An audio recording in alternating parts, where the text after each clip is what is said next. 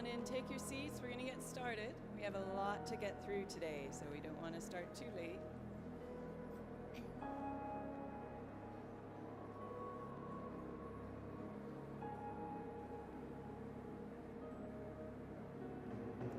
So happy Friday, everybody. It's finally here. I don't know about you all. We've had a very busy week getting ready for the conference, and I'm really happy that we've reached today. We've got a fantastic lineup of speakers, so we're going to get started. My name is Jennifer Ahern. I am the Chief Officer and Permanent Secretary in the Ministry of Health, Environment, Culture, and Housing, and I am going to be your host for the chair for the conference today and tomorrow. How many of you were here last night for our opening session? What did you guys think? Did you enjoy it? And did you all enjoy, in moderation, the wine and the healthy snacks? Excellent.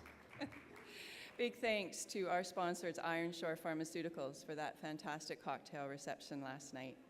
How about breakfast? Did you all have your healthy breakfast this morning? Yes? Did anybody have the DG's favorite, Frosted Flakes with a cup of milk? No? Did you have two? If you eat two, does that mean it's a better balance? I don't know. All right, so big thanks to Jackson International for sponsoring breakfast this morning. So we've got a lot to cover today, lots and lots going on. We've got I mentioned to some of you earlier, we've got some cooking demonstrations that are going on at 9 o'clock, 10 o'clock, and 11 o'clock. They're happening in the demo kitchen upstairs, but you have to sign up for those. Today we have Maureen Coven, and tomorrow we will have the brasserie. But you need to sign up, and the sign-up sheet is at the registration desk where you signed up to come in and join the conference. I want to let you guys know that we have had a record number of registrants for this year's conference. Over 1,300 people have signed up to come and enjoy some part of this year's conference. And we couldn't do it without our fantastic sponsors. So please make sure, we've got a huge number of exhibitors and sponsors. Please make sure you take a bit of time to visit them all. Don't forget, we've got our health check station. Anybody wants to check in on some of their statistics? Know your numbers, you've got that opportunity. We've also got the Health Services Authority team here offering a free flu shot. So make sure you get your seasonal flu shot. That's on offer, super convenient, just around the corner. I want to thank our premium sponsors, BAF Insurance, Cleveland Clinic, the Cayman Islands Health Services Authority, DART, Pinnacle Media, and Tower, and I mentioned Ironshore Pharmaceuticals for the cocktail reception last night. We give our sponsors a big round of applause, please, because we really need them. Thanks to the support of our sponsors, we're able to offer this conference free of charge. So we really couldn't do it without them. So when you see a sponsor, make sure you tell them thank you. A couple of housekeeping things. If everybody could please make sure that your phone is either turned off or on silent so that we don't disturb any of the presenters or any of your fellow delegates. And one of the most burning questions on everybody's mind, I am sure, is what is the Wi-Fi code? All right. So the Wi-Fi is RITS Conference, RITS_conf. And many thanks to Generali Worldwide for being our Wi-Fi sponsor. The wireless password is Generali, all lowercase. And if you haven't visited Generali, we had it last night, they've got the password on these awesome cards that are embedded with seeds that you can then go home and plant the card and grow it, which I thought was really, really cool. So make sure you go visit Generali for that. So on the topic of cell phones, if anybody has forgotten to charge their phone overnight because they went home and they were so excited they just forgot, Tower has got a table full of mobile device chargers, so you can go charge up your phone at the Tower booth, but please try not to forget it there. Last year we had somebody who charged their phone and walked away, and we had to try and find them, reconnect them. But so please do check out the exhibitors, check out the booths, and don't forget your flu shot and your health check. Don't forget, again, we've got those interactive culinary sessions, and also want to ask you all to please, at some point during the conference, fill out an evaluation form. It's really, really important for us every year after the conference is over to look at the feedback from the delegates, and it really helps us to plan for the next year's conference. And thanks to the feedback that we've had, for example, some of the feedback we had after the last conference was around the subject of nutrition, and that people thought they'd really like to see some more about that. So please do take some time, give us that feedback, and help us try and improve the conference year after year. And don't forget to, for the practitioners in the room, we've got your CME certificates, which can be collected at the registration desk. Okay, all right. Are you guys ready?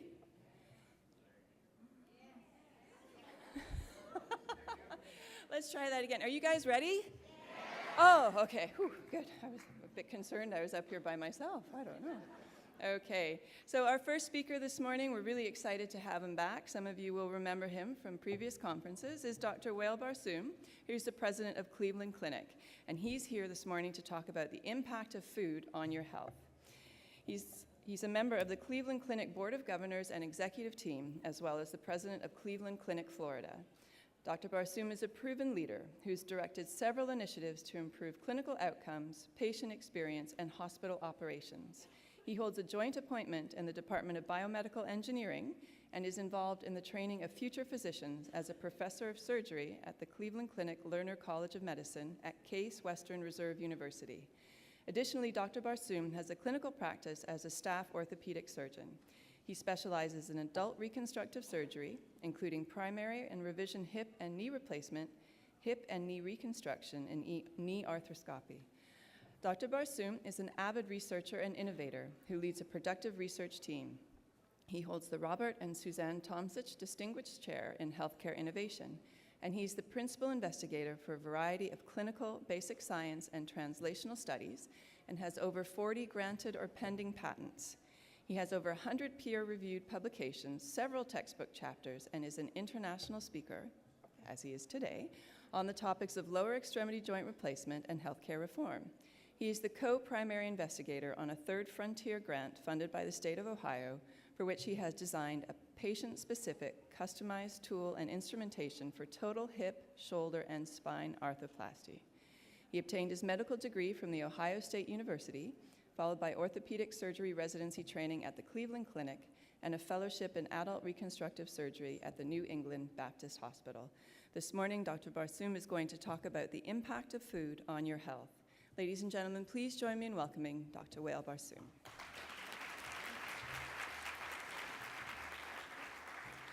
Thank you very much for a wonderful introduction. I'm humbled, thank you.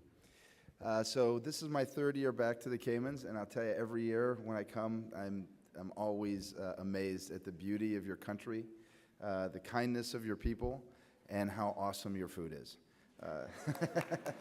So last night we had a terrific dinner right on the beach. It was wonderful. I tried to eat healthy, in the spirit of today's conference, but it really was wonderful. So I suspect many of you are wondering, why is an orthopedic surgeon speaking about the impact of food on your health? And I'll openly admit to you that you're going to hear from other speakers today that understand this overview that I'm going to give you this morning to literally orders of magnitude better than I do. But what I can tell you is this.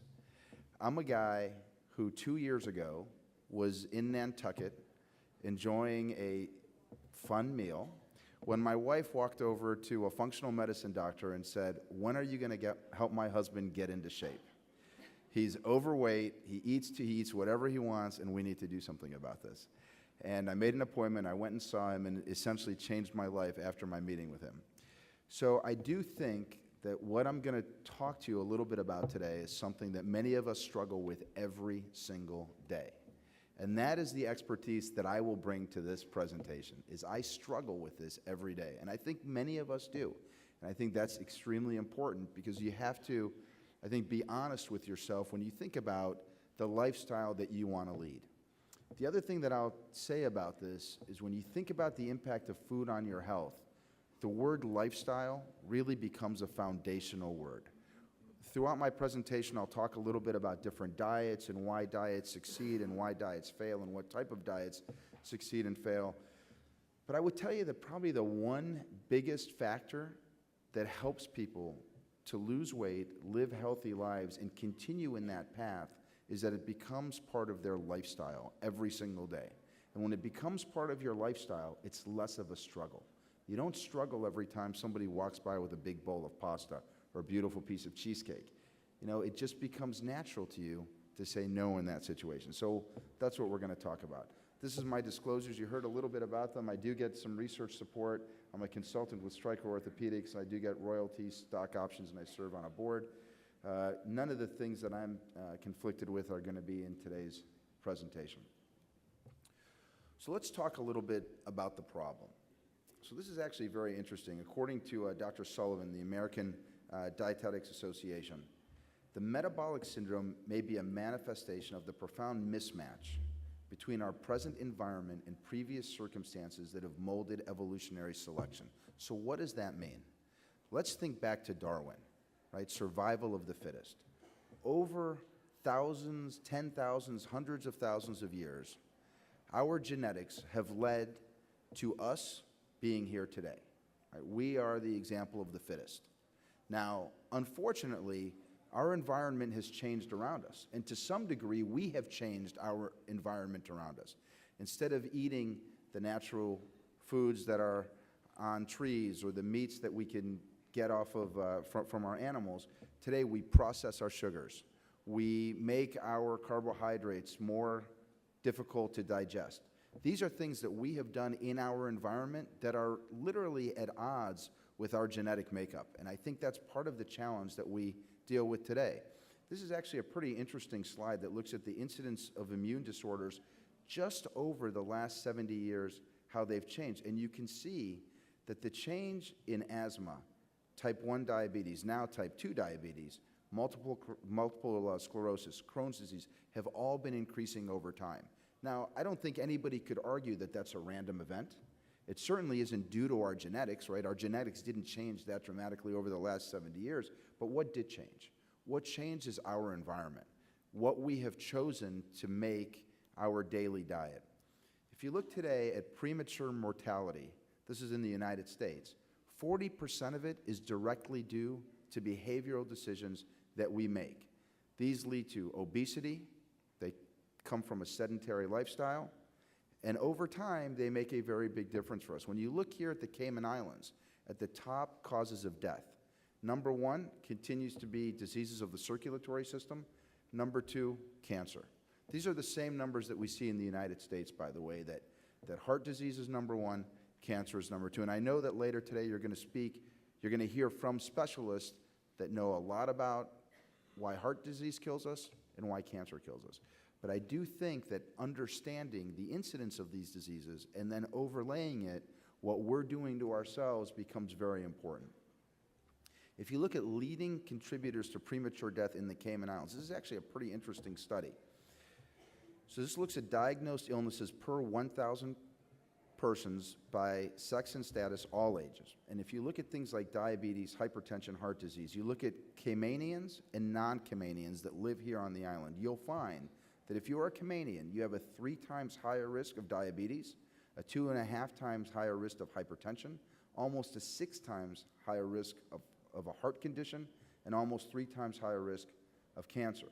These become very important because depending on where you live and the environment in which you live, you may be tempted to live a lifestyle that creates a more damaging health scenario for you based on your genetics. So I think this is extremely important. One of the other take-home messages today is that there really isn't a one-size-fits-all solution for everybody. Right? I come from the Middle East. I'm Egyptian. I can tell you 80% of my family in Egypt is diabetic. That's just how we are. Many of them have heart disease, but diabetes is extremely prevalent in Egypt. Knowing that, I recognize that I am at very high risk for metabolic syndrome, pre-diabetes, and eventually diabetes. So you have to do something about that. Recognizing what your genetics predispose you to makes a difference in the type of lifestyle that you may choose to lead moving forward. Looking again at some of the risk factors for adults here in the Caymans, you can see the smoking rate for men is almost 21%. And I said this last year, and I'll say it again. If you take nothing else from this presentation, take away that you shouldn't smoke. If you don't smoke, don't start. And if you're smoking, make every effort to stop. Alcohol consumption, 63% of men, almost 40% of women. 39% of men are overweight. 29% of women, but when you look at obesity, 45% of women in the Caymans are obese and almost 30% of men. a real opportunity for us to do something. In the United States, tobacco is the second leading contributor to premature death, and diet is the first. So again, you can assume that these are easily expanded to other countries as well, including the Caymans. When we start thinking about chronic diseases and how they're linked to a poor diet, a lot of these are pretty obvious, right? You would imagine obesity, yes, obesity is clearly linked to a poor diet. Diabetes, that makes sense too. Cardiovascular disease, yes. Cancer, that was somewhat new to me over the last few years, learning about how diet plays a role in cancers, things like colorectal cancers, things like stomach cancers from eating smoked foods in the Far East, osteoporosis and bone fractures. Again, all of these have very good level 1 data that support direct contribution from the diet that we eat. So as we start thinking again more and more about what we put in our bodies, this has to sit in the back of our minds. A nice study here that looked at the relationship between different dietary and lifestyle factors and chronic diseases. So you can look at things like avoiding smoking. That decreases your risk of cardiovascular disease, decreases your risk of diabetes, decreases your risk of cancer, dental disease, fracture, cataracts. All of these things are improved. Now, it's interesting that smokers tend to be thinner, and that's probably because of the appetite suppression from nicotine. But generally speaking, almost everything improves when you stop smoking. Looking at things like pursuing physical activity, it improves your likelihood of not developing cardiac disease, diabetes, cancer. So again, we recognize that what you eat and the lifestyle that you live will play a major role in your life as you go forward. So what is obesity? So I actually think of obesity pretty simply as an imbalance between declining energy expenditure that's due to physical inactivity and a high energy in diet, so excess calories. So you bring in too much and you put out too little. It's interesting that if you look at the portions that people eat, and I think you saw this yesterday with one of the presentations, portions around the world have changed. It used to be, I think you saw yesterday, the picture of what a hamburger looked like in the 1960s. And you look at what a hamburger looks like today. It's completely different. Yesterday, on my way to a wonderful, home-cooked Caymanian meal, we passed by a Burger King and a KFC. Nobody goes to Burger King anymore without ordering a double Whopper and supersizing it. And it's tempting, right? A double Whopper is pretty tasty. But let's be honest. At McDonald's, everybody gets addicted to McDonald's French fries. There's sugar in those French fries. That's what causes this desire to keep eating more and more of them. That's why you can supersize a McDonald's French fry carton and finish every French fry and wonder if there are any few little scraps still at the bottom of the carton that you can just get your fingers in and pull them out. Right? But that's the environment that we've created for ourselves. And it's the environment that we are introducing our children to and our grandchildren to. And as healthcare providers, it's the environment that our patients live with every single day. And again, as a guy that struggles with this every day, I recognize the pain and I feel the pain and I know that it's real. I definitely do. And I think we all know that. So it's not a failure to recognize that we have a problem, and it's a problem that to some degree we've created, but now we have to figure out how to fix it. So sugar consumption is, in my view, one of the most foundational problems that we have in the world today. So sugar consumption in the year 1700 was about 4 pounds per person. Sugar consumption today is 180 pounds per person. Okay, so we're not talking about, a order of magnitude. We're talking about an order of magnitude times 4. Right? That is, again, a very foundational issue. Now, if you look in the United States, our federal government actually pays sugar farmers to continue to make more sugar and to sell it. They guarantee their costs. That is a foundational problem that we have to do something about. When you walk into a 7-Eleven or a Burger King or a McDonald's and you just pay 5 cents more to supersize your Coke, think about how many calories are in that Coke. It's mind-boggling the number of grams of sugar in a can of Coke, let alone a supersized 40-ounce cup of Coke. It's absolutely mind-boggling. Because of this, we're seeing the obesity trends. So some of these trends I'm going to show you here are from the United States, but based on what I just showed you about the Caymans has followed suit, right? We are walking down this path hand in hand. So in the United States, being overweight has stayed pretty much the same since the 1960s, and that's about a third of our population. Unfortunately, the obese portion of the population only made up about 18%. So we were hovering under 50% obesity and overweight. But let's see what's changed. So now obesity has gone from being about 33% of the population to being about 60% of the population, right? Either being obese or overweight. But the morbid obesity has gone up by 500%. So those are folks that have a BMI of greater than 40. That's a pretty high BMI. And the challenge becomes, when your BMI gets that high, it becomes very hard to get motivated to do something about it, right? So again, this is an environmental issue that we've put ourselves in, and foundationally, we have to agree as a society that we're going to do something about it. And it requires that we work together on this. So looking at diabetes, it's linked to several things. Excess weight gain, obesity, physical inactivity, all of these play a major role to the escalation in type 2 diabetes. We know that diabetes has lots of side effects. Increased risk of heart disease, kidney disease, stroke, and infection. So let me give you some interesting statistics. In the United States, we spend on Medicare, above the age of 65, about $10,000 per enrollee per year. About, that's a rough number. If you have end-stage renal disease secondary to diabetes, we spend 6 times that number to manage that patient. So as we start thinking about how we manage healthcare costs, not only in the United States, but around the world, trying to reduce the incidence of chronic disease like diabetes, like heart disease, like end-stage renal disease actually makes a very big difference for our communities. Why?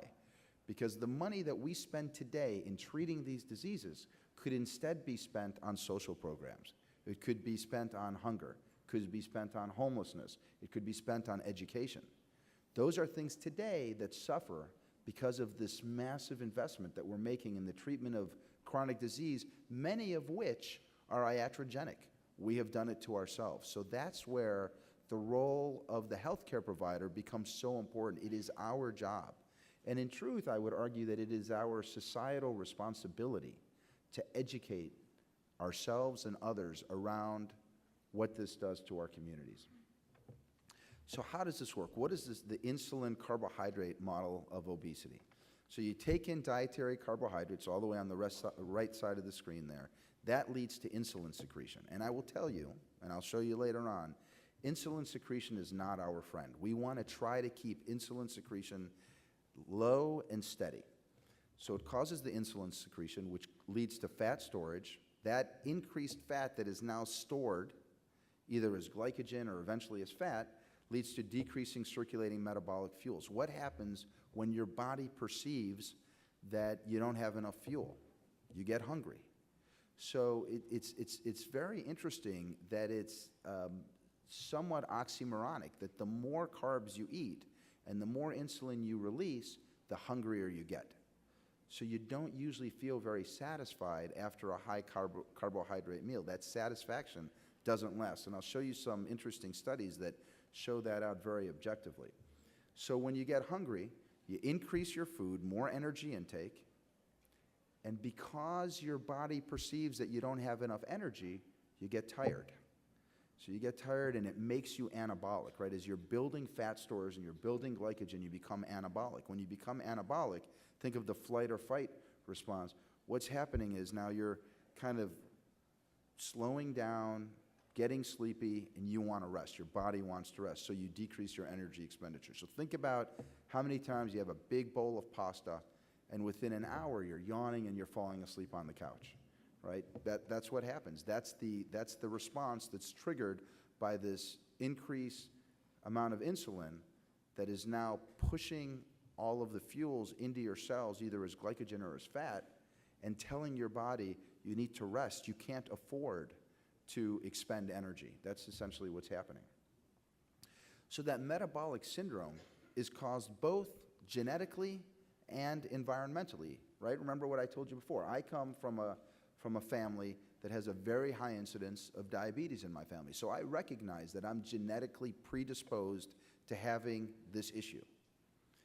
In addition, environmentally, if you choose to eat a healthier lifestyle, you choose to decrease your carbohydrate intake, and I'll show you again some very real recommendations around how you do that, you can make a difference. You can either delay the onset of the diabetes, or ideally, maybe you can prevent it altogether.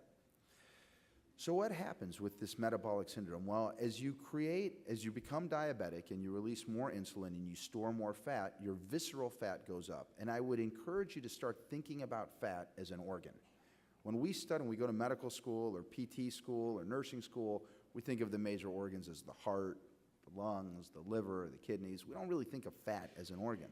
But the reality of it is fat is a metabolizer. Right? It stores, it releases. I mean, it has a very real metabolic function. So as your visceral fat goes up, your adiponectin actually goes down, which leads to insulin resistance. That insulin resistance then can lead to the hyperlipidemia, the diabetes, the hypertension, all of which tie into atherosclerosis. So you start seeing how all of these things are interwoven, how they're interlinked. So when you think about adipose tissue as a endocrine organ, it actually plays a role in all of these things: adenopathin, FFA, leptin, interleukin-6, tumor necrosis factor alpha, IL-1 gamma, IL-8, interleukin-10, IGF. All of these, fat actually plays a role in. So one of the things that we're going to talk a little bit about today is what you eat, not only directly leading to increased fat, but it actually also plays a role in inflammation. So think back about 15 or 20 years ago when in the cardiac literature we first started hearing about ultrasensitive CRP. So as you know, CRP, C-reactive protein, is an indicator of inflammation. It's very nonspecific, but it's an indicator of inflammation. As an orthopedic surgeon that does hip and knee replacements, we use CRP to track the possibility that a joint replacement might be infected. So ultrasensitive CRP is tied very directly to the cardiac system. And one of the predictors that we know of imminent cardiac issues is whether your ultrasensitive CRP is high or if it's trending up. That's a major predictor. So start thinking more and more of the inflammatory system, the immune system, as also being a major predictor. And again, what we eat plays a role in that. So think about things like celiac disease. Think about people that have lactose intolerance. Think about people that have issues with milk, right? All of these issues have a role with our inflammatory response. And that ends up, interestingly enough, playing a very real role in diabetes and in heart disease and in cancer. So again, we'll talk about that in a little more detail. So just to review, if it's diet-induced and you're creating excess body fat, you get not only this insulin resistance, but along with it, chronic inflammation. And that chronic inflammation, insulin resistance, leads to things like increased triglycerides, increased fasting glucose, abnormal cholesterol, sleep apnea as we get heavier, blood pressure increases, increase in waist circumference because of that visceral fat. These together lead to the chronic illnesses: the stroke, arthritis, heart disease, polycystic ovaries, pulmonary disease, gout, cancer, type 2 diabetes, gallbladder disease, non-alcoholic fatty liver. Every one of these diseases is directly linked to diet. Now, I'm not standing up here telling you that diet is the only thing that plays a role in these diseases, but diet is something that we can modify. It's something that we can play a role in. Right? We can't really change the fact, we can't change our race, we can't change our gender, not always, but some. But given that, right, generally speaking, there's, to some degree, you're dealt a set of cards, and you've got to live with that set of cards. On the other hand, there are some things that we can alter ourselves, and those are the things, those behavioral modifications are the things that we can make a very real difference in when it comes to our diet. So I mentioned before this idea of glucose and insulin homeostasis. So this is actually a pretty interesting study And if you look at this study, what we're looking at is non-obese patients in the green, obese patients that have low intra-abdominal fat accumulation, and obese patients that have high intra-abdominal fat accumulation. So the yellow and the red had the same BMI, but again, genetically, one group is predisposed to having intra-abdominal fat accumulation, the other is not predisposed to that. So the same BMI. So this is not as simple as just saying it's based on your BMI. It's based on how your body metabolizes glucose and where it puts that fat. So as it turns out, if you look at the glucose surge, if you have obesity with high intra-abdominal fat accumulation, you see that that surge is significantly higher and it lasts longer. And because of that, look at your insulin. The insulin peaks much higher, and that increased level of insulin stays high longer. So remember what we talked about before. What does insulin do? It makes your body store the glucose that's in the bloodstream, so you're storing it as glycogen, and you're storing it as fat, and it's telling your body, you need to decrease your activity, we're going into storage mode now, and you should be hungry because we've stored all of the glucose, we need to bring in more. So it's going to make you hungrier and it's going to make you tireder.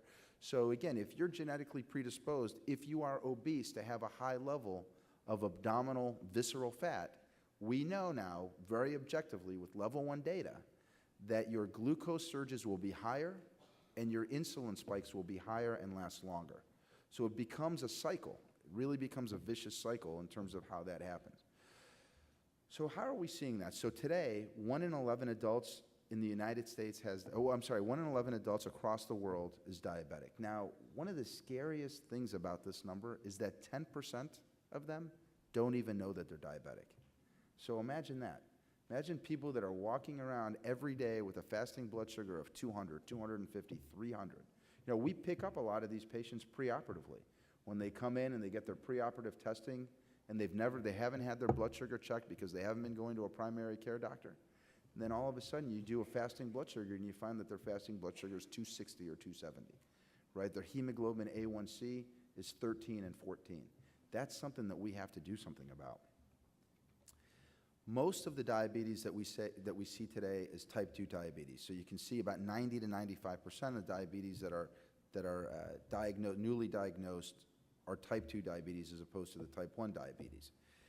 In addition to that number, though, there's an enormous number of people that are pre-diabetic, this whole metabolic syndrome idea, folks that have higher levels of intra-abdominal fat, that have somewhat abnormal insulin surges. If you do a glucose tolerance test, they may still be in the regular, in the normal zone, but you can see that their glucose tolerance is not ideal, that they get higher peaks than we would like, that their insulin level peaks very, very high. Those are patients that we recognize are going to go on to become diabetic. So those are folks that we can intervene on in terms of their environmental issues, so things like food. If you look at projecting the future of the diabetes population, it continues to grow. Newly diagnosed, established cases, and then sadly undiagnosed, we're estimating doesn't really change. It's going to continue to live right around 9 or 10%. So again, this is an opportunity for us to do something about this. And if you look across the world where diabetes is, you see that it's pretty evenly spaced. Most countries have a diabetes epidemic. Let's just change directions for a few minutes here and just talk about heart disease. And again, I'm not up here professing that I'm a cardiologist or I'm a cardiac surgeon, but some things just kind of make sense, and that's what I'm going to share with you today. So today, every 40 seconds in the United States, somebody dies of cardiovascular disease. Every 40 seconds in the United States, somebody has a stroke, and every 4 minutes in the United States, somebody dies of a stroke. These are diseases that we can make a very real impact in with our diet. So again, let's go back just for a minute and talk about cardiovascular disease. Well, we know that a high intake of dietary fats has a strongly influences the risk of developing cardiovascular disease. So what does that mean? Atherosclerosis, where you have fatty deposits, and by the way, if you have it in your heart, you probably have it in your renal arteries, you probably have it in your legs, you have it in your pelvis. So all of these vessels, your aorta, all of these vessels are associated with the same pathogenesis that you get in the heart, you get in your major blood vessels and in your renal arteries as well. Coronary heart disease, stroke, hypertension, cardiac arrhythmias. But let's just go back for a second again and think about what we talked about with that diabetes and with that insulin surge. So with that insulin surge, what are you doing? You are creating more fat. As you create more fat, cardiovascular disease becomes more at risk. And that's why diabetic patients are at higher risk for cardiovascular disease. So what is considered a heart-healthy diet today? And this is, again, pretty obvious. People talk about this all the time. Control your portion sizes, eat more vegetables and fruits, select whole grains, limit unhealthy fats and cholesterol, choose low-fat protein sources, and reduce the sodium in your food. But I think what we're learning today is that it's not just this. It's also looking at your personal risk profile and also thinking about what your inflammatory profile is as well. So it's very interesting that the dietary inflammatory index, when you look at cardiovascular disease specifically, is very much linked.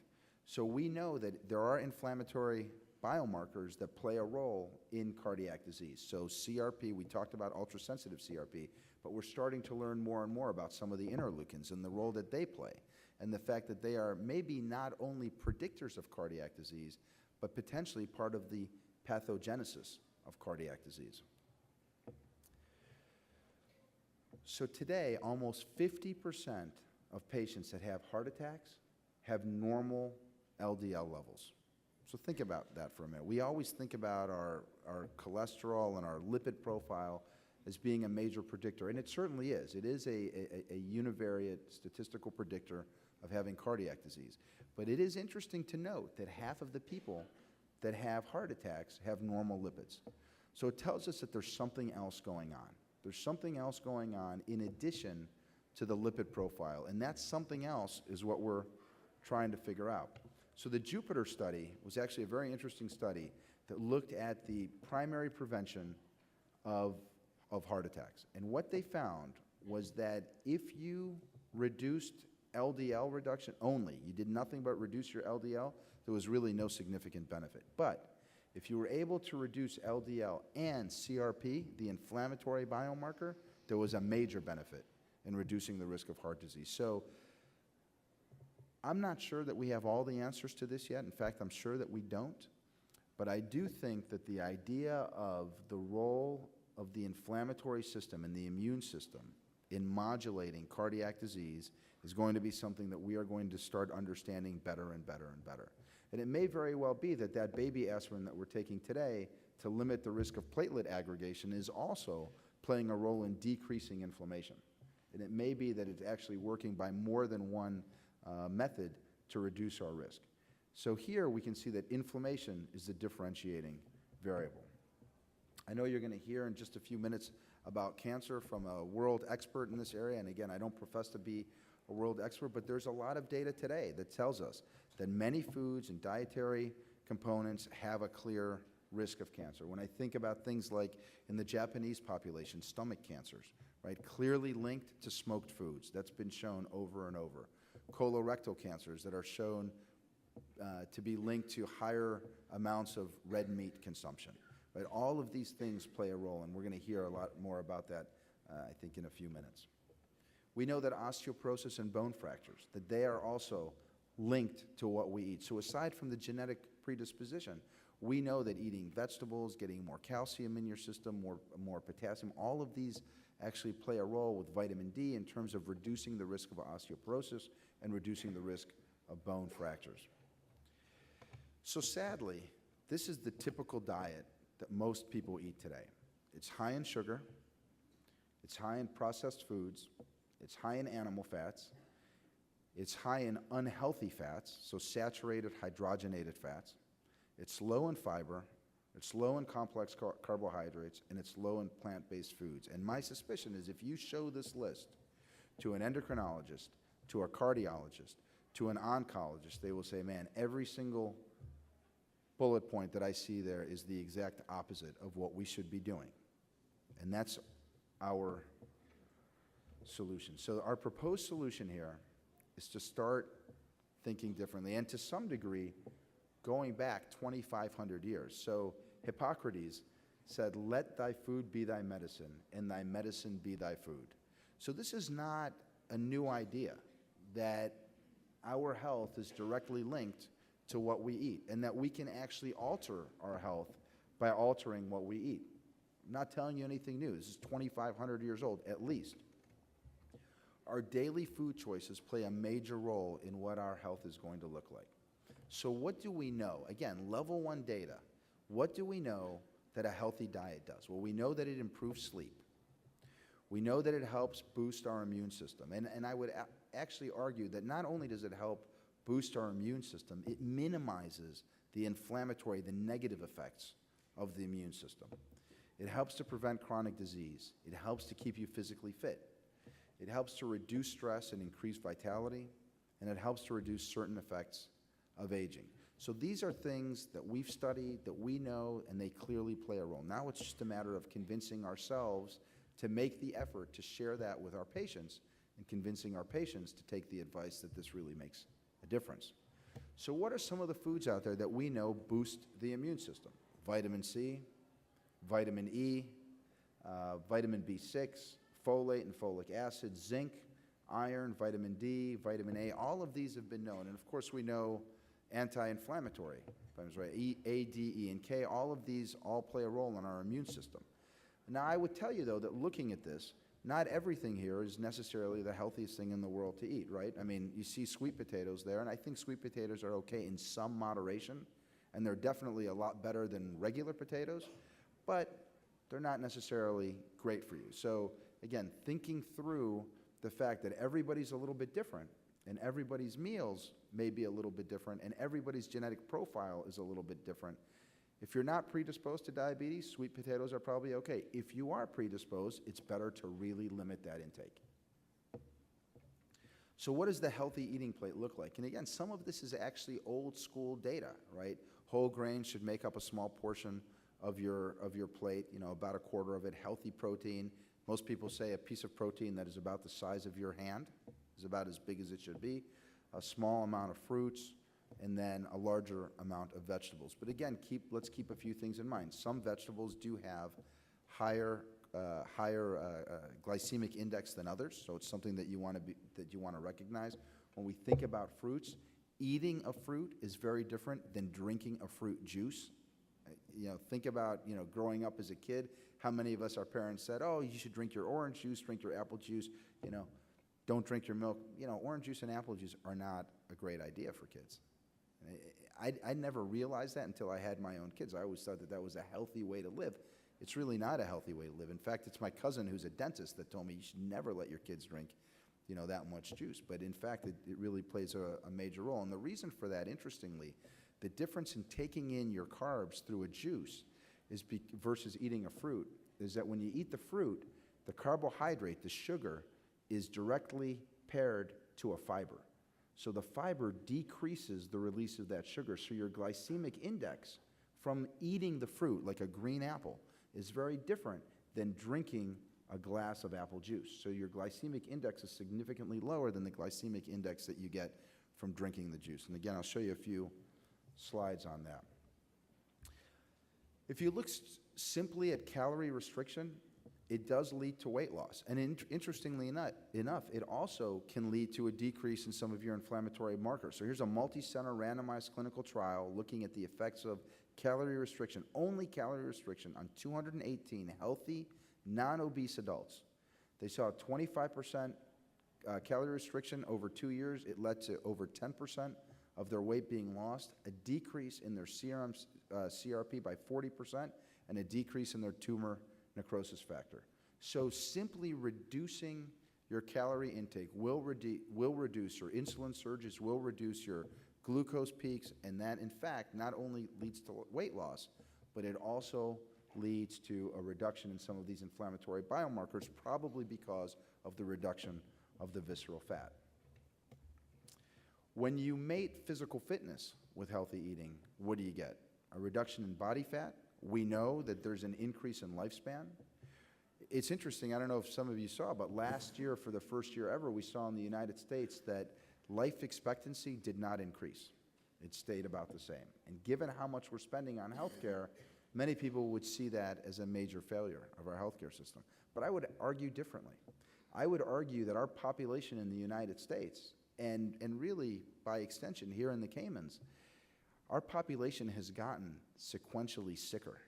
More diabetes, more obesity. So the fact that we can actually keep people living as long as we are is somewhat miraculous, right? I mean, that's the reality. Now, the problem is, as we're living longer, we're not necessarily living healthier. So the whole idea of really trying to get people to live healthy lifestyles, looking at well-being, is to say, live as long as you possibly can in a healthy way. And then when the day comes when we're going to pass, that it's not a long, extended period of dealing with chronic disease. Something happens and you pass, as opposed to living 40 years healthy, 20 years unhealthy, 10 or 15 years really unhealthy, and then dying kind of a long, extended death. So that's part of the idea, is when you live a healthier lifestyle, the idea is during that time, you're able to do more, you're able to be more active, and you're able to enjoy life more. We also know that by adding physical fitness, we can strengthen our heart muscles and our bones. We can improve memory, coordination, and complexion, decrease stress, and lower blood pressure. Now, it's interesting here, right? Everybody has an idea on what you should eat and what you shouldn't eat, and there are all kinds of fad diets out there, and some of them work and some of them don't work, and some of them work better for others. So the reality of it is not all advice is good advice. And like I said before, this is really not a one-size-fits-all solution for everybody. Depending on your genetic makeup and depending on your personal risk factors and depending on your lifestyle, one type of behavior modification may work better for you than for somebody else. And probably the most important factor when it comes to behavior modification is, can you continue it? Can you incorporate it into your lifestyle and not just see it as a little blip where 6 months later you've gone back to your old habits? That's extraordinarily important. So let's look at this. I love this slide. The first law of thermodynamics. Energy in, energy out. If you bring 5 units of energy in and you only put 4 units of energy out, that means that you're going to store 1 unit of energy. We know that today only 1 in every 6 overweight and obese adults in the United States can maintain weight loss of greater than 10% for at least a year. So many folks will make the effort to lose the weight, but sadly, within 6 months or within a year, it's back. As a hip and knee replacement surgeon, it's interesting. I can't tell you how many patients tell me, well, as soon as I get my hip replacement, I'll be able to exercise more, and I promise I'm going to lose this weight. So we do. We do their hip replacements, we do their knee replacements. So we did a study on this when I was up in Cleveland, and we reported on this. As it turns out, within 1 year after their hip and knee replacements, in the initial 6 weeks, you lose weight, right? Because you're not eating very well, your appetite is down from the surgery. But 1 year out, the average patient weighed 4% more than they weighed before their surgery. Yeah, it's easier to get to the refrigerator when your hip and knee don't hurt. So we know that. I mean, again, this isn't to poke fun at folks, but this is the reality. If you don't change your lifestyle, what you consider to be an appropriate way to live, then any improvements you make will be short-lived. And that's why I hate the word diet. Right? Diet is not the word, because diet gives the impression that I'm going to do this for some finite period of time, and then I'm going to go back. I'll get to reward myself. After 6 weeks, I'll lose 15 pounds, and then I can reward myself. I can't wait. I can go and get that ice cream cone. I can get back to what I normally eat. But the truth of the matter is, I think anybody that goes into this has to go into it with the recognition that once you give these things up, you're not going to go back. This is your new life. This is no different than alcoholism or drug dependency. In fact, there's actually a lot of data that shows that when you eat, the same part of your brain gets turned on as the part that gets turned on with drug abusers and alcoholics. That sense of satisfaction lights up. So it's the same thing with what we eat. So we talked a little bit about the glycemic index and the importance of glycemic index. So this was a nice study that was done in the Journal of Clinical Nutrition that looked at the effect of dietary glycemic index on the brain regions related to hunger. So it's interesting, again, if you look at your plasma glucose, so looking at a low glycemic diet versus a high glycemic diet. So we're taking in the same number of calories, but the calories are either in a low glycemic way or in a high glycemic way. You can see that with the high glycemic diet, that plasma glucose peaks to a much higher level. And then interestingly, if you look at the hunger rating in these patients, they get hungrier faster and they get more hungry than the people that had the low glycemic index. And why is that? It's because that insulin surge is lower and it's steadier. And because of that insulin surge being lower, the sense, that desire to eat more and to replenish your storage for energy, your energy storage goes down because you're not pushing as much of this glucose into your cells. Same thing over here. So this is looking at a rodent. Same calories. One is on a low-carb diet and one is on a high-carb diet, but it's the same number of calories. And look at the difference in the visceral fat in the low-carb diet versus the high-carb diet. So because of the low-carb diet, because you don't get those insulin surges, and because you don't get those peaks, you don't get the same visceral fat accumulation that you do with a high-carb diet where your insulin peaks, your glucose peaks, and it's pushing all of this glucose into your system. Another interesting study here that looked at a low-fat diet versus a Mediterranean diet versus a higher-fat, low-carb diet. So it was 322 patients, randomized control study over 2 years. They had 95% adherence in the first year and 84% adherence in the second year.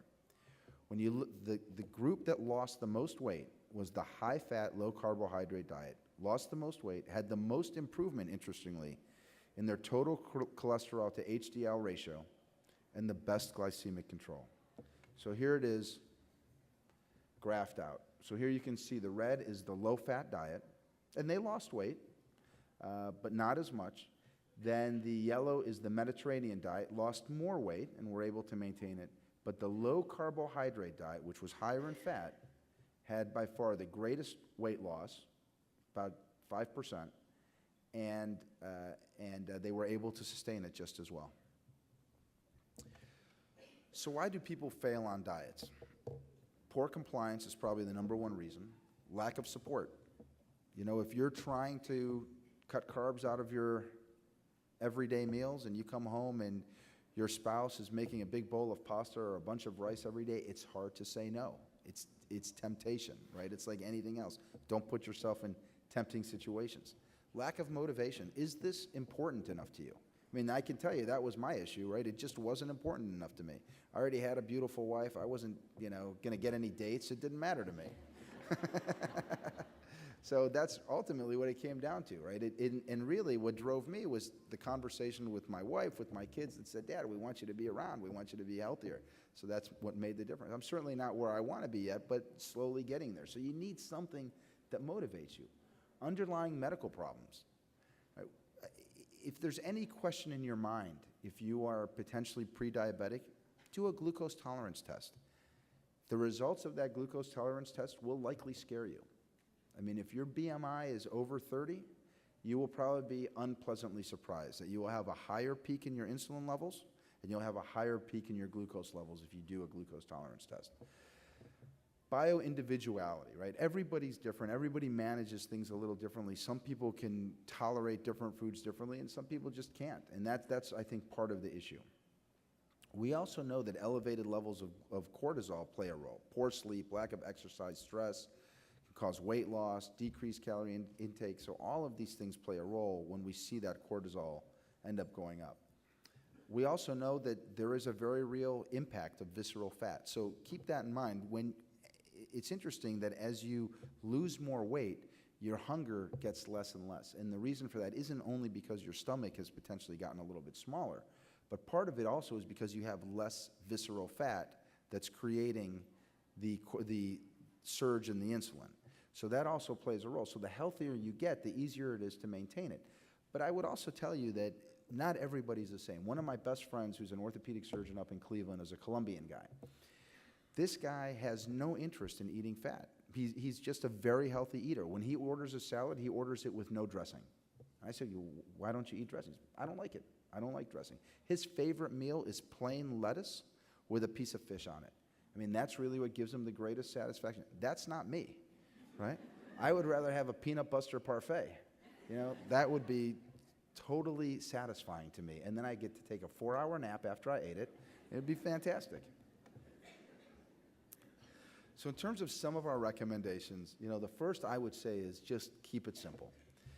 As a general rule of thumb, I think trying to eat less than 30 grams of carbs per day and doing that in real food is important. And when I say it in real food, I mean don't eat 30 grams of carbs, don't take in 30 grams of carb through a big, you know, can of pop, you know, soda. That's not the way to do it. If you're going to take in some carbs, do it through vegetables, do it through fruits, but not fruit juice. And I think that's number one. Really try to minimize sugar and try to minimize grain flour. You can also consider an elimination diet, and it depends on the patient, right? So if you go and see your primary care doctor and they check you for celiac sprue, they check you, you know, your ability to tolerate lactose, it may very well be that you can't tolerate gluten. And by the way, if you are gluten sensitive, more than likely you're going to have an elevation in those inflammatory markers. So eliminating gluten for some people is pretty important.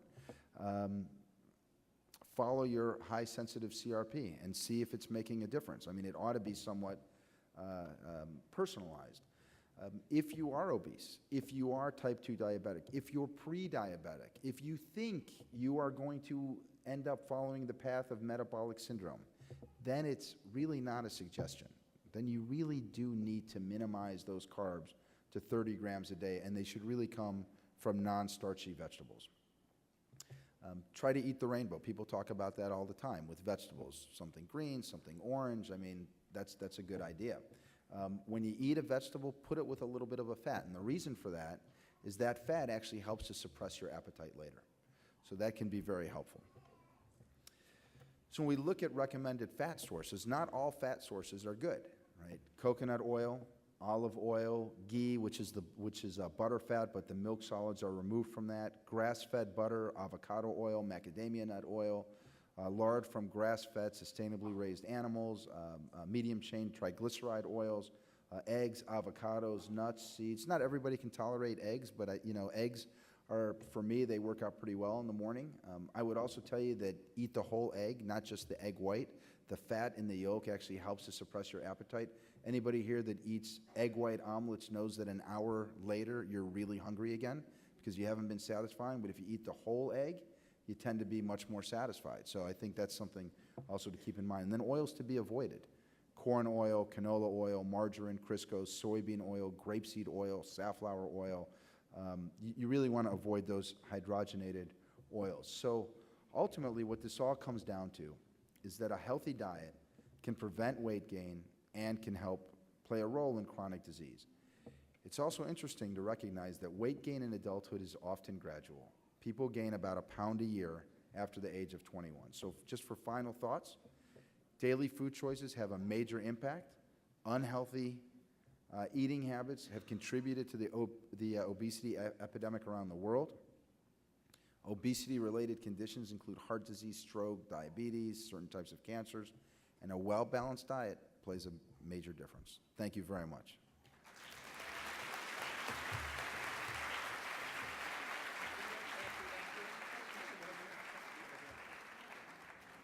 So we have time for maybe 1 or 2 questions. Are there any burning questions in the audience? And Dr. Barsoum will be around for the rest of the conference, so if you're a bit shy, you can ask him on the coffee break. Okay, I think they're feeling a bit shy, so don't run away, though. We have a gift for you. Can we have another round of applause for Dr. Barsoum?